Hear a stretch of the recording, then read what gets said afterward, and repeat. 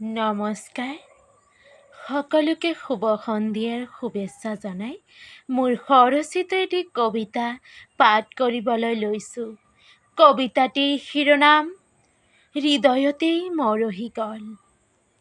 হৃদয়তেই মৰহি গ'ল, তাতেই প্ৰাণ হেৰাল, ভালপোৱা নামৰ কলিটি। অংকুৰিত বীজৰ পৰা প্ৰতিপল যত্ন কৰিও জীয়াই ৰাখিব পৰা নাই মোৰ প্ৰিয় কলিটি। কলিতেই প্ৰাণ হেৰাল, ভৱিষ্যতৰ সপোন দেখা নহ'ল। যদিও দুদিনৰ বাবে দেখিছিলোঁ অজস্ৰ কাল্পনিক সপোন।